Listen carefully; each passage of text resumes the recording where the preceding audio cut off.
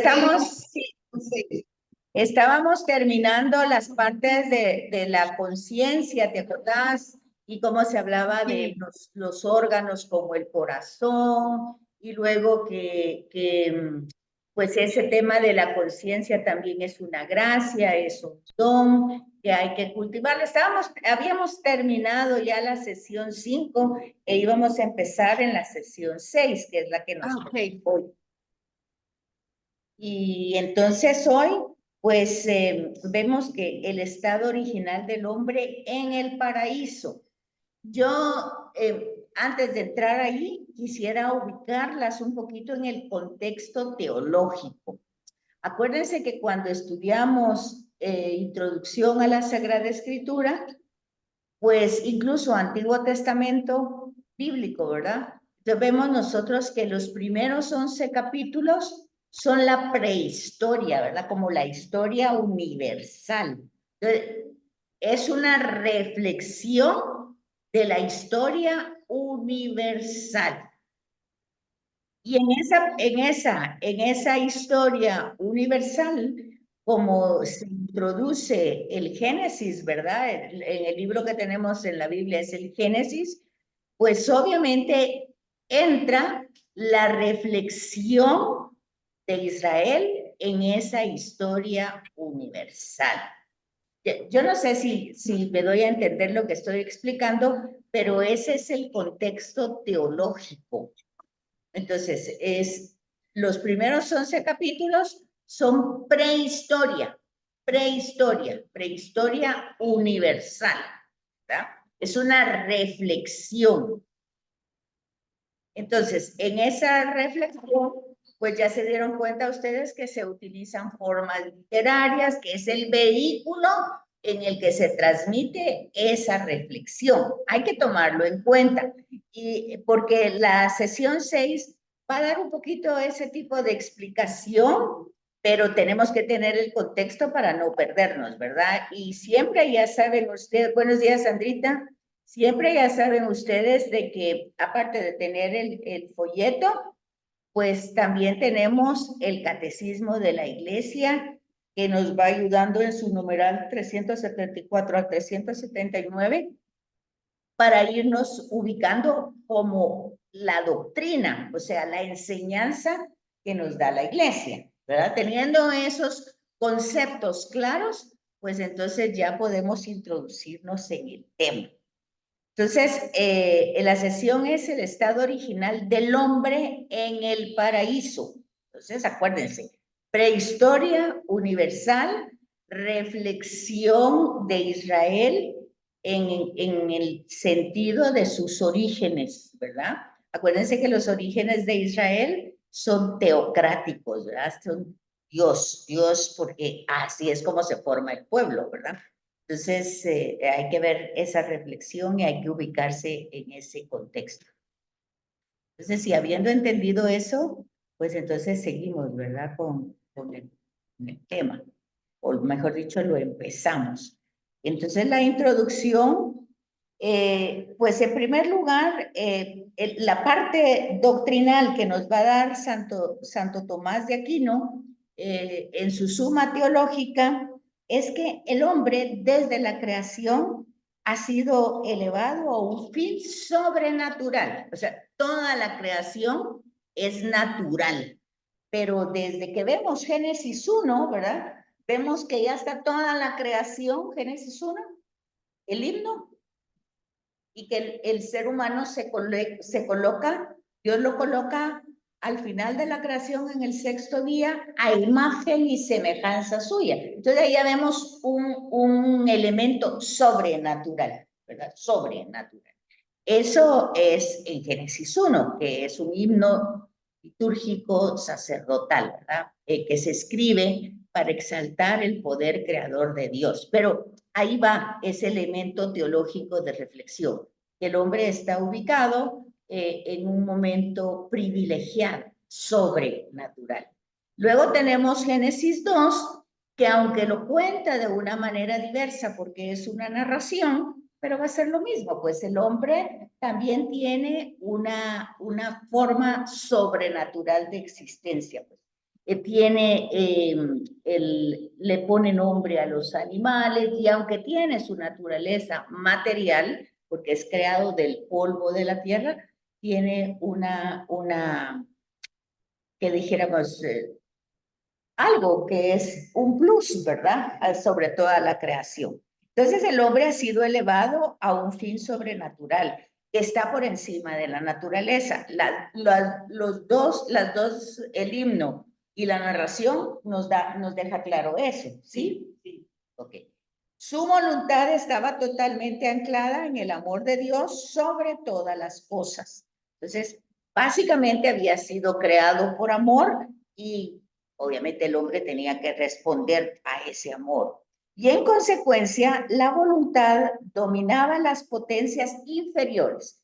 O sea que el ser humano, al principio, pues tiene voluntad y esa voluntad, aunque tiene todas las inclinaciones naturales que pueda tener, al tener esa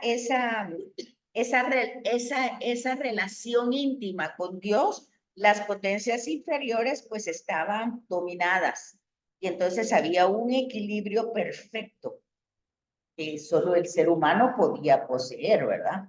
Entonces, eso es una reflexión de Santo Tomás. Entonces, pero resulta que al pecar el hombre perdería. ¿Qué es lo que pierde? Pues es los bienes sobrenaturales y dice los bienes preternaturales. Entonces, Dios lo creó dándole tres categorías de bienes: los naturales, los sobrenaturales y pues en el origen, ¿verdad? Y los preternaturales. Con el pecado, el hombre perdió los sobrenaturales y los preternaturales y se conservaron solo los naturales. O sea, naturalmente como somos una creación, ¿verdad? Que nace, crece, se reproduce y se muere. Y esos permanecieron íntegros. La bondad de la criatura de Dios permanece. O sea, el ser humano no es como dice Génesis 6, ¿verdad? Porque el ser humano es malo desde que es chiquito, desde que es su nacimiento, ¿verdad? Porque ahí pues es una reflexión. Acuérdense que estamos en los primeros capítulos del Génesis, historia universal, la prehistoria de Israel. Hay que ubicar eso para ir comprendiendo las distintas tradiciones orales y las distintas formas literarias que se van a utilizar en esas tradiciones orales cuando se pone por escrito. Entonces, básicamente, con el pecado se pierden los bienes sobrenaturales y los preternaturales. Preter significa más allá de lo natural, un excedente, un exceso. Eso significa preter, ¿verdad? Es un prefijo, y viene del latín. Entonces, significa un más, un exceso, un excedente de lo natural. Entonces, aquí tienen ustedes una imagen que hay que tomar en cuenta, porque esta imagen, más que ser histórica, lo que tiene, lo que nos presenta es la pérdida. Más que sea la acción de Dios de sacar, es la pérdida para siempre de estos preternaturales.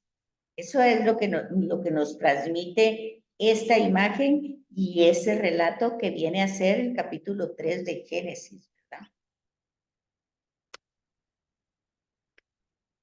Entonces, y lo que habíamos dicho, al crearnos Dios, nos dio esas tres categorías de bienes o de dones. Los naturales, los que corresponden a la naturaleza del hombre, en cuanto como criatura, ¿verdad? Y todo lo que le pertenece como criatura. Eso lo tenemos innato, no lo perdemos. Fíjense que aquí nos dice que nos crearon espirituales. Nos crearon naturales, es nuestra naturaleza. De ahí que cuando nosotros tenemos estos cursos, y estos folletos debemos ir comprendiendo que muchos vocablos son equivocados. Por ejemplo, hay es que yo me volví más espiritual y yo ahora me alejé del mundo, yo ya no estoy en las cosas del mundo. Es que pues no se puede, ¿verdad? Porque no nos podemos ir a Marte, aunque allá vaya a haber agua, pero estamos aquí. Entonces hay que darnos cuenta y asumir que esa es nuestra realidad, nuestro don. Y es un don, ¿verdad? Porque aquí dice, Dios nos ha dado 3 dones o 3 categorías o 3 bienes, los naturales. Este pertenece a toda nuestra realidad humana. Y tenemos las herramientas de esos bienes naturales, que es la inteligencia, es una herramienta que Dios nos ha dado, y también la voluntad. Esas 2 herramientas Dios nos las ha dado a los seres humanos, pues obviamente la inteligencia dice para buscar la verdad y la voluntad para hacer el bien. Es reflexión de Santo Tomás de Aquino. Entonces ahí nosotros tenemos los caminos de la vida que vamos a ir con el libre albedrío tomando, ¿verdad? Luego tenemos los sobrenaturales y dice que estos bienes sobrenaturales en el sentido estricto son la amistad con Dios y la gracia, la llamada a la visión beatífica y a la divinización del hombre. La amistad con Dios y la gracia, la llamada a la visión beatífica, y tenemos la divinización del hombre. Fíjense que en este tema de la divinización del hombre, bueno, más adelante vamos a hacer un comentario si lo hemos tomado en cuenta. Entonces dice que en el sentido estricto son aquellos bienes que la naturaleza humana no tiene ningún derecho, por eso se llaman sobrenaturales, porque no nacemos con esos dones, se nos dan.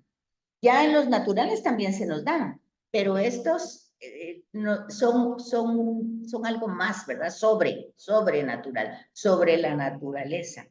La amistad con Dios y la gracia.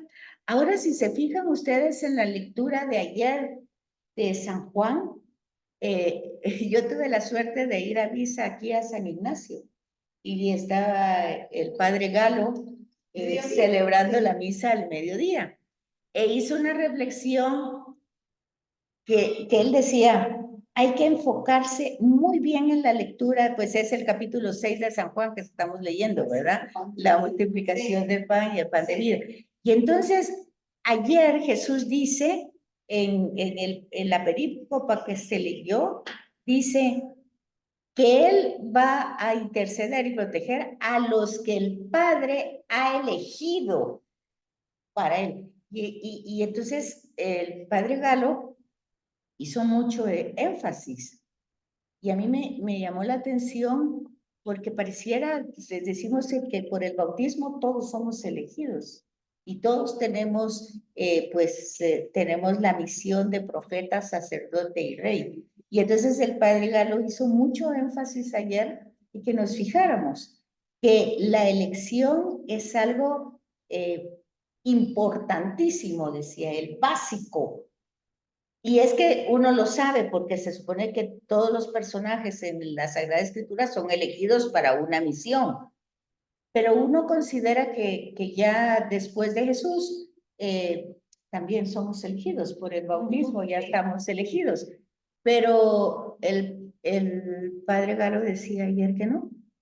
Dice que teníamos que fijarnos muy bien en la lectura de ayer y darnos cuenta de lo que Jesús dice sobre los que el Padre ha elegido y me ha dado.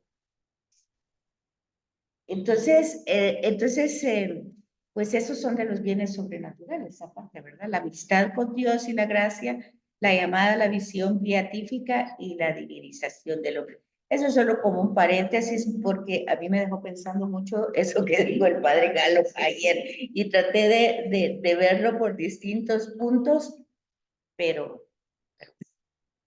ahí está. Y luego pues tenemos los preternaturales, Bueno, en el anterior los sobrenaturales pues se perdieron, ¿verdad? Esos con el pecado se perdieron.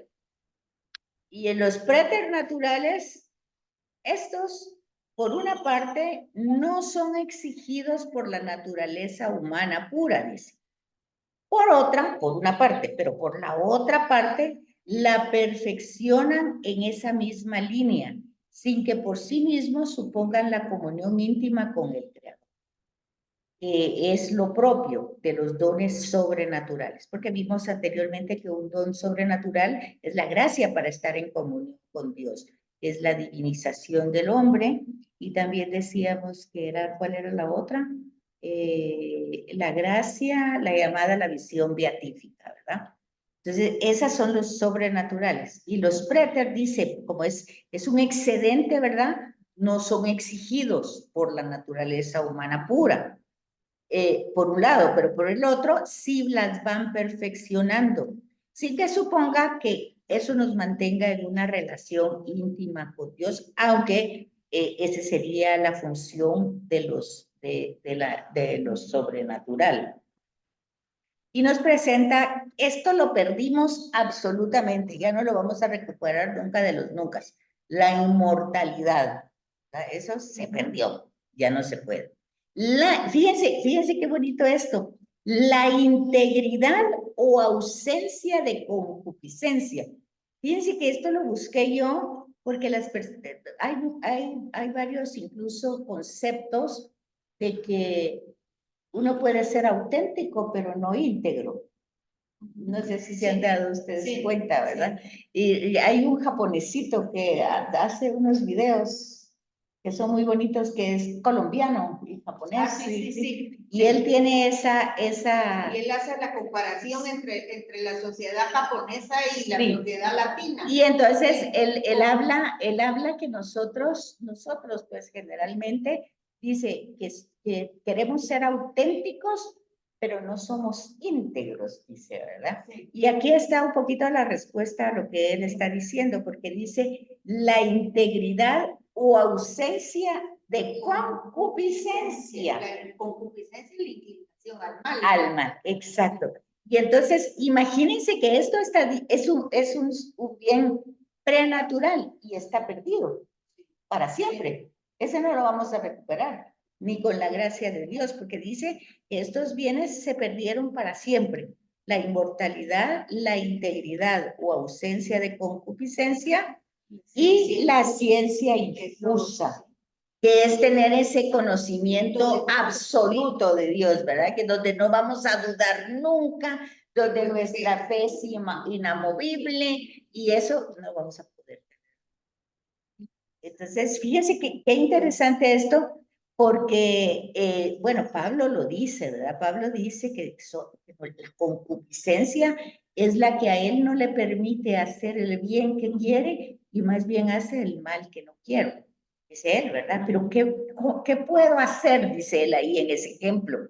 Pues dice, enfocarse o agarrarse en la gracia de Cristo, o sea, pero todo lo puedo en Cristo que me conforta, dice, y este Cristo muerto y resucitado, porque es el tema, es como la gradita de la salvación, ¿verdad?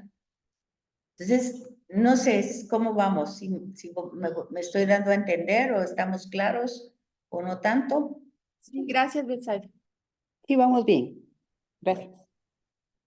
Entonces dice, ¿qué pasó entonces después del pecado? Y entonces dice que el pecado de los primeros padres habría hecho perder para el hombre los bienes sobrenaturales y los bienes preternaturales. Se perdieron. Y eso significa la escena de la expulsión del paraíso. Que no es tanto que Dios los echó, ¿verdad? Porque eso parece que uno entiende. Sí. Y entonces, pero no, dice, es una pérdida absoluta de algo que se tenía, ¿verdad? Pero, dice, no se perdieron los naturales. Los naturales permanecen íntegros. Pero es que acaba de venir Mati. Hola, Mati. Ay, se puede hacer un examen, por eso vino hasta ahorita. Dice. Bueno, entonces, esa escena de la expulsión del paraíso significa esas pérdidas que ya no las vamos a recuperar, sobre todo los prenaturales, los preternaturales. Y dice, pero a pesar del pecado, pues los naturales no se perdieron, han quedado sustancialmente íntegros. ¿Qué cosa? La bondad de la criatura. O sea, el ser humano sigue siendo bueno, a pesar de tantas cosas que puedan pasar. Y la redención de Cristo ha traído la posibilidad de adquirir de nuevo los bienes sobrenaturales, pero no los preternaturales, que definitivamente están perdidos. Y vuelve a ser otra vez el ejemplo de la escena de la expulsión del paraíso. Yo no sé si esa escena la teníamos clara que significaba eso, ¿verdad? Que No. teníamos una pérdida Sí. absoluta para siempre y que no la vamos a recuperar. Entonces, y que con la pasión, muerte y resurrección de Cristo, o sea, con la encarnación y redención, nosotros hemos recuperado, pues tenemos la posibilidad, no es que porque no es mágico, ¿verdad? Tenemos la posibilidad de recuperar los dones sobrenaturales. Luego habla aquí de lo que es el paraíso, pero como una reflexión teológica. Betsaida, solo una, perdón, solo una pregunta. Cuando nosotros llegamos al cielo, no recuperamos los preternaturales. Yo creo que aquí adelante te responde esto en la escatología, ¿verdad?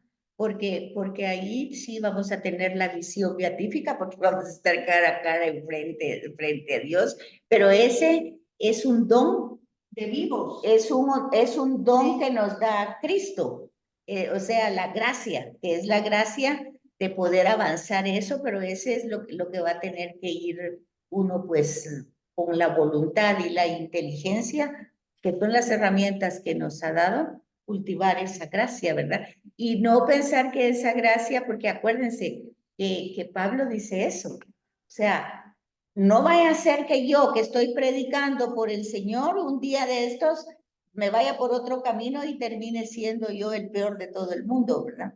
Entonces, porque la gracia no es algo que ya se tiene y se tiene para definitivamente, sino es algo que hay que ir cultivando. Es un don de Dios, es un regalo de Dios, pero necesita la implicación del ser humano, de cultivarlo, de trabajarlo, de conservarlo, ¿verdad? De cuidarlo. Se puede perder, claro. Entonces, seguramente con ese proceso de cultivar el bien sobrenatural, pues ya Jesús nos ofrece la vida eterna y ahí, pues seguramente ya recuperamos los preternaturales, ¿verdad? Pero entonces ahí va a hablar más adelante en esta sesión del paraíso escatológico. Ahorita estamos viendo el paraíso terrenal, por decir así, ¿verdad? Pero otra vez el texto, este módulo nos pone otra vez en contexto de que estamos en los primeros capítulos del Génesis, que son la prehistoria, y entonces es una reflexión teológica, no es un tema histórico, ¿verdad? Porque es una reflexión teológica. Entonces dice, entre la voluntad creadora original de Dios y el estado actual del mundo y del hombre, ha mediado la realidad negativa del pecado. Lo que Dios quiso para el hombre no es la situación actual, sino una mejor, la que nos ofreció en el paraíso. ¿Y qué nos ofreció en el paraíso? Bueno, aquí dice, gozar de su presencia y de todo lo creado. Eso es lo que significaba el paraíso. ¿Qué era entonces el paraíso? Pues dice, según las citas bíblicas de Ezequiel, de Génesis y de 2 Corintios era un jardín celeste, dice, ¿verdad? Y una morada de Dios. Así está descrito. Y fíjense lo que les dice, el manual. Dice, esta descripción está basada en otras culturas. ¿Ya se fijan? Está basada en otras culturas orientales. Es lo que estamos diciendo. La reflexión es teológica. Y es una reflexión teológica de una realidad que universalmente ya existía porque ya existían otras culturas. Ya estaba la cultura egipcia, los asirios, los babilonios, Ur de Caldea, ya existían otras culturas. Y entonces, en esta sesión, dice, lo importante no es demostrar dónde estaba ubicado, localizado geográficamente o no este paraíso. Ese no es la finalidad, porque aunque utilice un contexto geográfico y lo ubique en un lugar, ¿verdad? No es esa la finalidad, sino que nos está transmitiendo una reflexión que tiene que ver con la relación de Dios y el Dios de Israel, obviamente, ¿verdad? Porque acuérdense que cada región tenía su Dios nacional. ¿Sí se acuerdan? Cada país tenía su Dios, ¿verdad? Y eran dioses nacionales, personales, ¿verdad? Que peleaban junto con el pueblo, por eso peleaban, iban a pelear. Entonces dice, en la escena del paraíso se sitúa entre la creación del hombre del polvo y su expulsión del paraíso. O sea, geografía del paraíso o la realidad del hombre tras su creación. Ese es el tema teológico. El tema teológico es la realidad del hombre tras su creación. ¿Cuál fue su realidad? No es tanto enfocarse dónde estaba el paraíso y si el Tigris y el Éufrates sí existe, pero el Sihón y el, no me acuerdo cómo se llamaba el otro, no se encuentran. Ya desde ahí nos está diciendo que el relato no es geográficamente histórico, ¿verdad? Sino que nos está dando un escenario, pero para que nosotros nos ubiquemos en la realidad del ser humano después de su creación. Entonces, eso les explica muy bien en la página 71 el manual. La escena del paraíso se sitúa entre la creación del hombre, que es de polvo, de barro, y su expulsión del paraíso. Aquí está. La creación, la geografía, el lugar donde está, y la realidad después, ¿verdad? De su creación. Y entonces, situación en la que Dios quiso poner al hombre y este se excluyó por su pecado. O sea que el Dios le había dado, aparte de la naturaleza, de los dones naturales, le había dado sobrenaturales. El tener la amistad, el tener la relación, el gozar con armonía de todo lo creado. Pero entonces dice la reflexión teológica, el ser humano se excluyó, él mismo se excluyó. Y al excluirse, tuvo que salir del jardín, porque ya no tenía esos dones. ¿Sí se fijan qué bonita la explicación? Tuvo que irse, ya no podía estar en el jardín. O sea, el jardín es una analogía del estado paradisíaco, armonioso del ser humano, que podía convivir con todo, con un estado de inocencia, con un estado de conformidad, de relación, de plenitud, y no le faltaba nada, tenía a Dios y no le faltaba nada, estaba pleno. Bueno, entonces, pero dice, este se excluyó por su pecado, por su acción. Dios lo había colocado en un estadio superior al que le correspondía al hombre por su procedencia terrena. sea, él tenía su don natural y Dios le había dado algo superior a esa naturaleza, pues normal, ¿verdad? ¿Cuál era esos dones sobrenaturales que le había dado? Pues cercano a Dios, anclado a Él, relacionándose con armonía, siendo naturalmente obediente.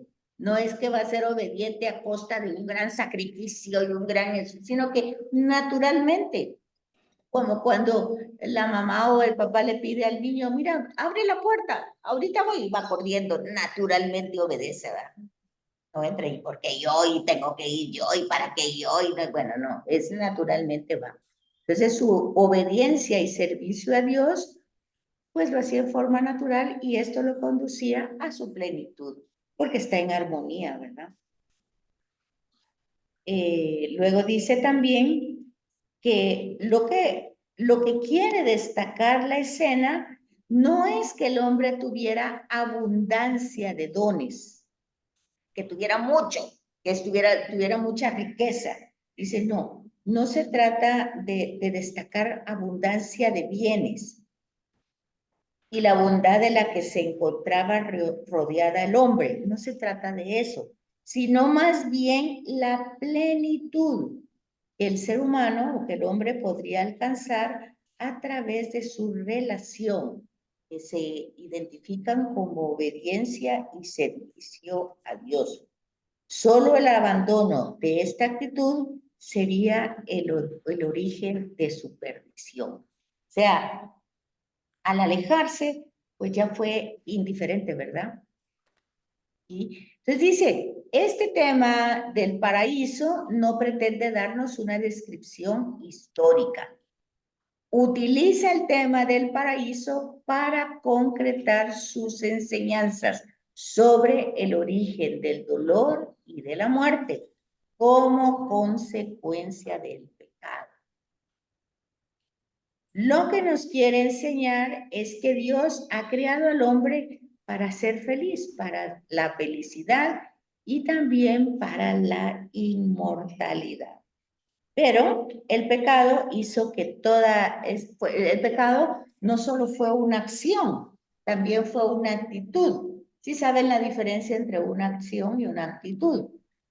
Una actitud no necesariamente tiene que ver con un acto concreto, sino tiene que ver con un gesto o con una expresión o con algo que aunque yo no haga algo concreto, mi actitud demuestra que yo no quiero, ¿verdad?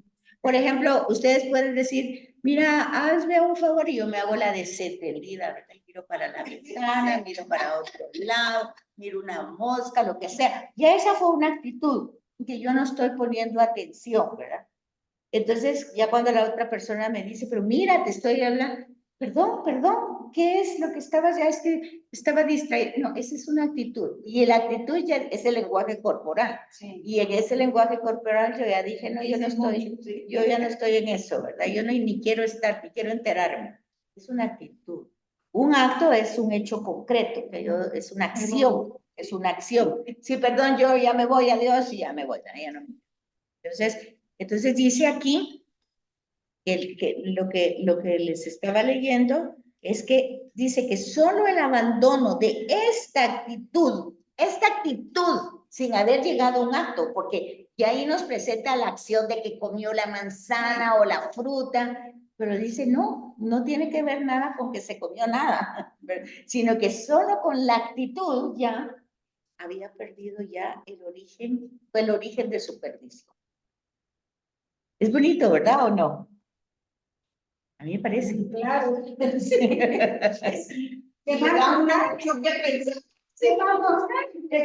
Y es que acuérdense que el curso se llama antropología, ¿verdad?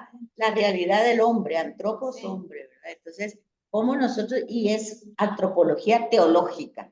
Entonces, son todos estos fundamentos bíblicos que tampoco, tal vez nosotros no les hemos prestado esta atención, pero al ser el tema del hombre, entonces entra esa profundización desde el principio, claramente. Y entonces, luego está lo que dice aquí, el paraíso terrenal y el paraíso escatológico, que era lo que estaba preguntando Sandrita. No, pero mira qué bonito el primer párrafo, los castigos, eso, mira. Los castigos, eso. ¿Cuáles castigos esos? Aquí, está en Los castigos de Dios al hombre nos hacen pensar cómo, fíjense, sí, qué bonito, yo pensé que ya lo había leído. Sí, ves, porque a veces se utiliza ese lenguaje que Dios castiga, ¿verdad? Eso ya lo habíamos hablado en otro módulo, pero dice aquí, los castigos de Dios al hombre nos hacen pensar cómo consideraba el escritor sagrado, o sea, el geógrafo, ¿verdad? El que escribió el paraíso, cómo lo meditaba él, cómo lo reflexionaba, cómo lo pensaba. Libertad de la fatiga y del dolor, libertad, o sea, éramos libres de no tener esa fatiga, ese cansancio y ese dolor, de la muerte, o sea, estábamos libre, libertad, no sumisión de la mujer al hombre. Es la manera como el agiógrafo, el que está escribiendo, acuérdense que esto originalmente fueron tradiciones orales, ¿se recuerdan? Y que cuando se ponen por escrito es más o menos, incluso Génesis 1 es muy posterior de Génesis 2, ¿verdad? Génesis 1 se escribe, ese himno litúrgico se escribe unos 500 años antes de Jesús. Y es tradición sacerdotal. O sea, hay que pensar que ya hay un templo, ya hay sacerdotes, ya está la organización, ¿verdad? Mientras que Génesis 2 es una tradición ya vista. Entonces, esa sí es bastante primitiva, pero es primitiva con tradición oral. Pero cuando se pone por escrito más o menos 1000 años antes de Jesús, en el periodo de David y Salomón, que se pone por escrito todo lo que había de tradición oral. Entonces, hay que entrar en estos contextos para ir complementando, ¿verdad? Decían en un curso de la universidad, en un curso bíblico, decían, cuando se lee la escritura, uno tiene que ir para adelante y para atrás. O sea, no puede leer solo el párrafo que está leyendo. Y el padre Galo decía eso ayer. Decía, hoy, en este relato, decía el padre Galo, los elegidos, el Padre se los da a Jesús. Hoy, aquí.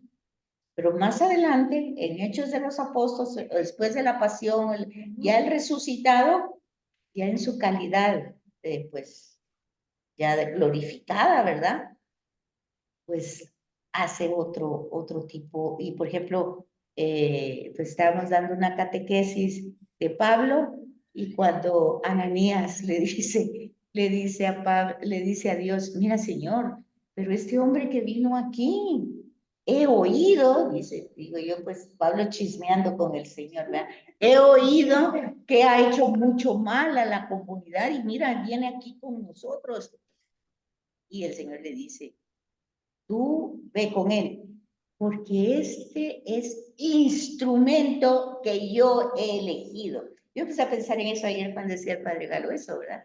Ya es una elección y él va a tener mucho padecimiento a causa de su misión. O sea, es un elemento elegido para una misión concreta, ¿verdad? Entonces, es interesante que nosotros en esas lecturas vayamos para atrás y para adelante, ¿verdad? Ponerse en el momento y el lugar. Sí, y porque aquí dice que el Padre es el que elige, ya eso está cerrado y yo ya no puedo pensar nada más, porque eso va avanzando, la revelación avanza. Y hay otro acto que ya nos dice otra cosa que complementa. Luego nos vamos para atrás y vemos otra realidad que nos ayuda. Sí, Susi. Buenos días. Buenos días. Entré muy tarde porque dieron la bendición por ser jueves al Santísimo Sacramento. Y ahorita tratando de ubicarme en el manual, leí algo del tercer cielo. ¿Me puedes explicar? Ahorita todavía no vamos por ahí porque estamos todavía en el paraíso terrenal.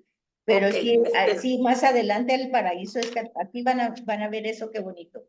Bueno, entonces, okay. Pero anteriormente estábamos hablando de la palabra castigo, ¿verdad? Y en lo que está diciendo el escritor sagrado es lo que él pensaba, cómo era la situación en el paraíso, libre de fatiga, de dolor, de muerte, no, no sumiso ni la mujer al hombre, ni nadie sometido a otros, ¿verdad?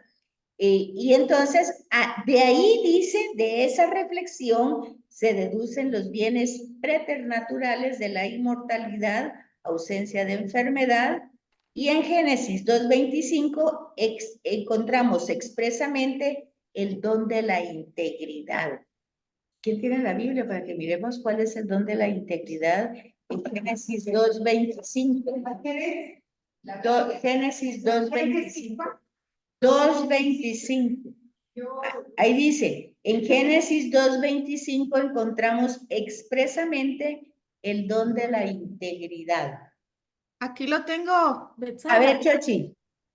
Dice, estaban ambos desnudos, el hombre y su mujer, pero no se avergonzaban uno del otro. Ay, mira qué bonito el don de la integridad. Esa aceptarse realmente. Pues, ay, hoy eso tendría que ver mucho con tanta cirugía plástica, ¿verdad? Porque ahí están desnudos y no se están fijando. Yo recuerdo que mi nieta cuando recibió esta catequesis, lo primero que llegó fue asustadísimo, que Adán y Eva vivían desnudos. Ay, abuelita, qué vergüenza, me decía. ¿Y cómo es que vivían desnudos? ¡Qué vergüenza! Eso fue lo único que a ella se le quedó. Estaban desnudos. Pero ves, es el don de la integridad. Bueno, qué bonito, porque no hay juicio, no hay condena, eso es ser íntegro, ¿verdad? No juzgar, no condenar, No hay concupiscencia. no hay concupiscencia. Mira qué bonito. Así es.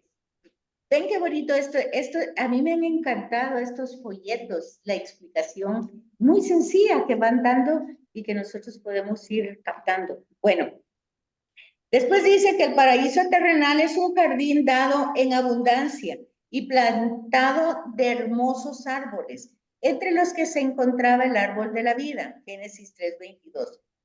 Génesis 2:8 sitúa el Edén al oriente, y en Génesis 2:9 se habla de una vegetación extraordinaria que Dios hace brotar de la tierra.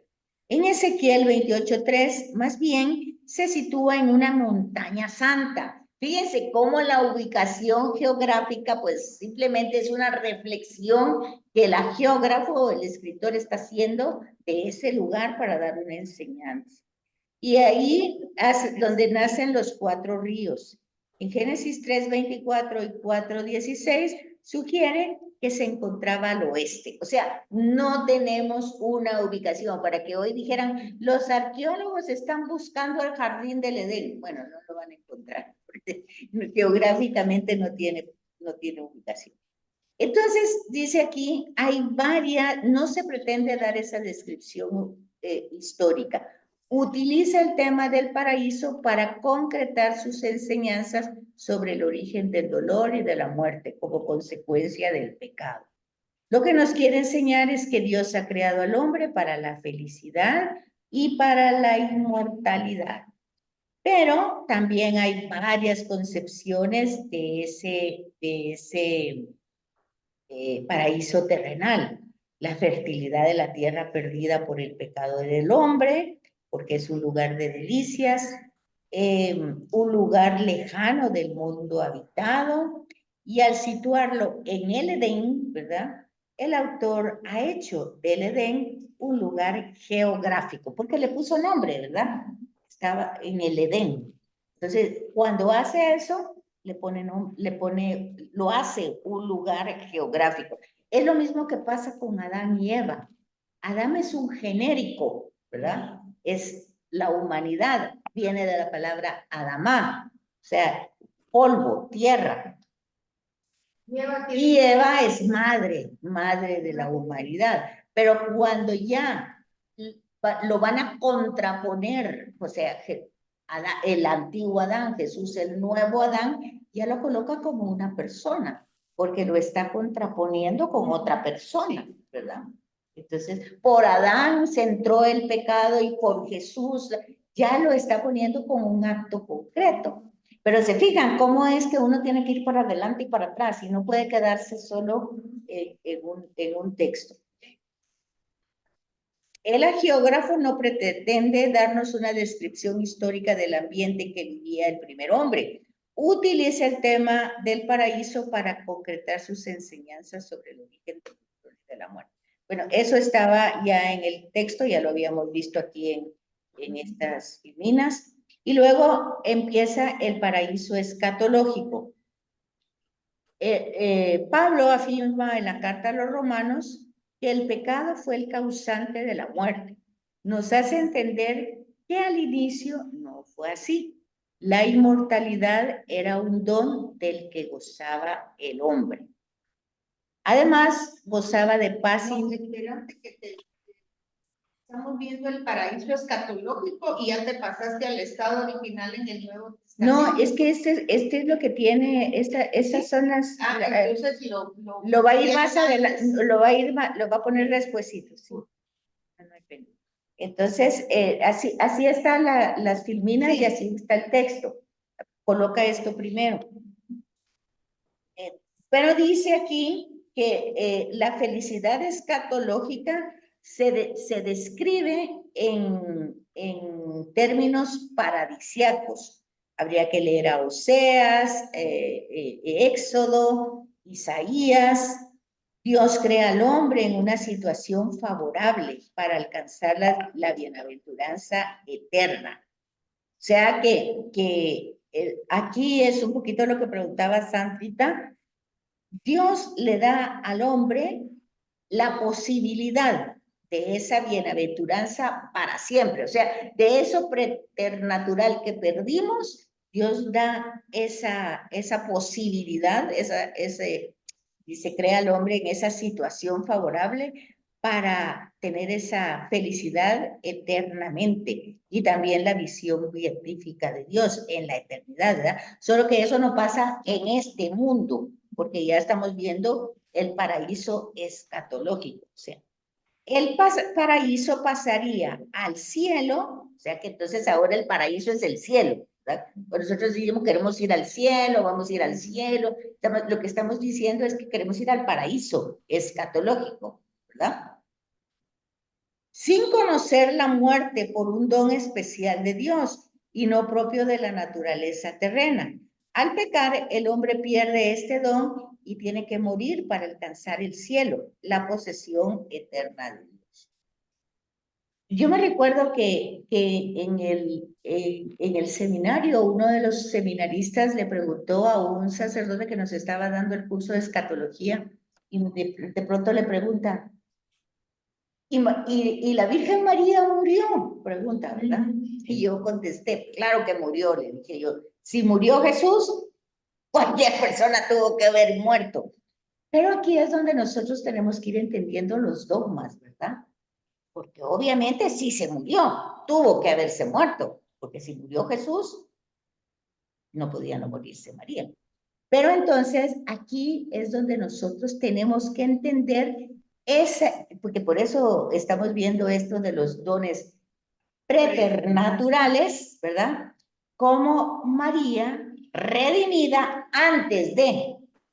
María fue redimida antes de la pasión y muerte de Jesús, porque como Jesús humanamente tiene su pasión y muerte en el momento del Viernes Santo, ¿verdad? Pero esa acción, siendo Dios, tiene efectos antes, en y después, ¿verdad? Porque esos efectos van para nosotros. A pesar de que Jesús murió hace 2000 años, esos efectos están con nosotros, ¿sí? Pero también pudieron haber estado antes, y de hecho, antes es María. Solo una duda, ahorita tú mencionas a María, hay quienes dicen que María fue enterrada en un lugar. Ahí creo que en Israel, no sé dónde dicen que está enterrada y otros dicen que no. Es realmente lo que pasa. Sí, lo que pasa es que la reflexión, aquí lo que entra es como María, llena de gracia, ¿verdad? No vivió la corrupción del sepulcro, ¿verdad? Y por eso, ese es el dogma. Y fue asunta, llevada al cielo. Y como nosotros creemos en la resurrección de la carne, o sea, no solamente que vamos a resucitar espiritualmente, sino que nosotros decimos en el credo, creo en la resurrección de los muertos o la resurrección de la carne y la vida del mundo futuro. Eso decimos nosotros. Es un dogma de fe. Pero está basado en este tema de la antropología. María, como la primera redimida antes del Viernes Santo, por decir así, pues ella no sufre la corrupción porque está llena de gracia. Ella logra tener los bienes sobrenaturales y los preternaturales, si captan lo que estamos diciendo, ¿verdad? Y entonces ella pues pasa todo el proceso humano, obviamente humanamente, pero logra por la gracia y por su colaboración, pues vencer cada tema, ¿verdad? Por eso nosotros decimos la Inmaculada. Ella no tiene concupiscencia, ¿verdad? Es la Inmaculada. Todos esos dogmas se ven por Cristo, no por ella. No es que ella sea así por su naturaleza. Ella recuperó la gracia sobrenatural y la preter. ¿Y se dan cuenta? Entonces nosotros tenemos que ir dándonos cuenta, pero ¿por qué pasó esto? Porque es la primera redimida. ¿Sí? Ella fue la redimida antes de. Pues es que en ese sentido ella fue preservada, pero no fue una cosa mágica. Ella contribuyó a eso, porque aquí estamos viendo en la reflexión teológica que el primer hombre tuvo eso también, lo tuvo, pero no lo quiso. Entonces aquí entra la libertad y el libre albedrío. María lo tuvo y lo quiso y lo cultivó, y su vida no fue fácil.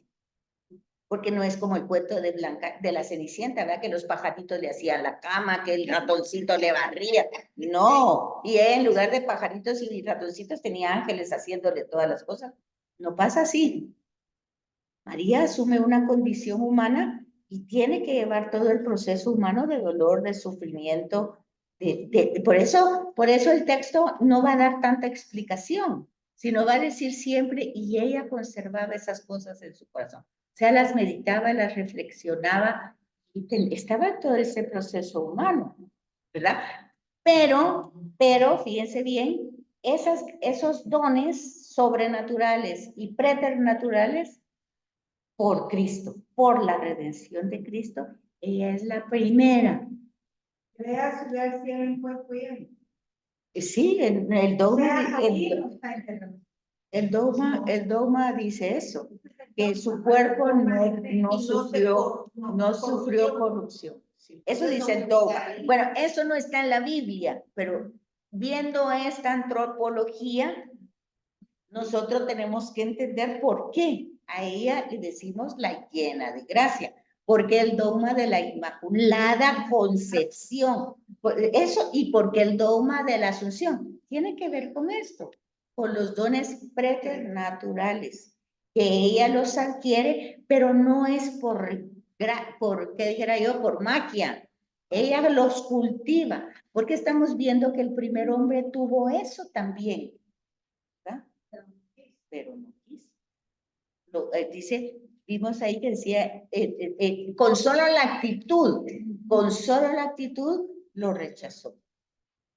Bueno, entonces dice aquí que del paraíso pasaría al cielo, sin conocer la muerte por un don especial de Dios y no propio de la naturaleza terrenal. Se fijan, aquí está bien explicado. Al pecar, el hombre pierde este don y tiene que morir para alcanzar el cielo, la posesión eterna de Dios. Bueno, María fue. Al entrar el pecado en el mundo, la inteligencia y la voluntad del hombre quedan heridas. Qué bonito eso, ¿verdad? Y debilitadas para ordenar su ser y su actuar a la voluntad y al servicio de Dios. O sea, que cuando nosotros, a causa de esa condición que nos quedamos solo con la condición natural, ¿verdad? Nuestra inteligencia y voluntad están lastimadas, debilitadas. Y por eso necesitamos de la gracia. necesitamos pedir esas virtudes. La fe, la esperanza y la caridad no las tenemos naturalmente.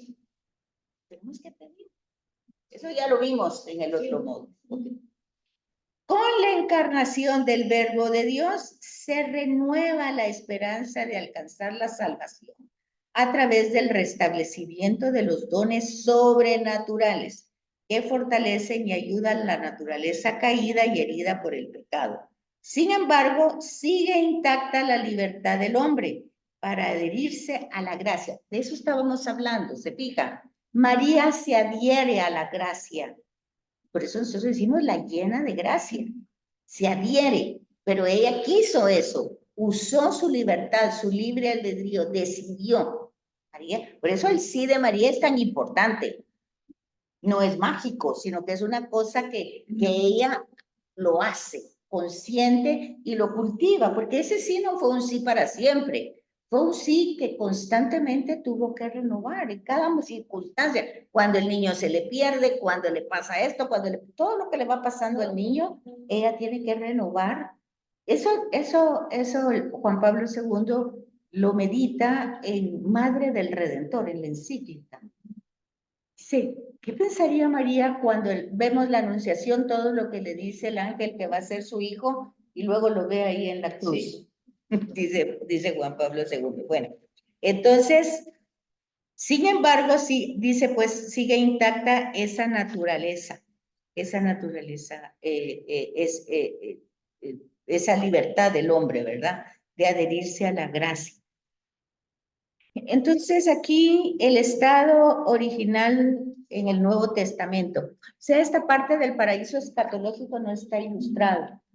No está ilustrado en las diapositivas, o no sé si las tiene más adelante. Entonces, aquí el estado original en el Nuevo Testamento, San Pablo. Betsaida, ¿Qué manda? ya son las 10. Ya son las 10. Entonces nos quedamos en el estado original del Nuevo Testamento, en el capítulo 5, versículo 12. Gracias, Sandrita. Te lo agradezco mucho. Entonces, feliz fin de semana, que descansen. Gracias, igualmente. Sí, claro. Entonces no debe de haber puesto ahí. No, pero puede estar.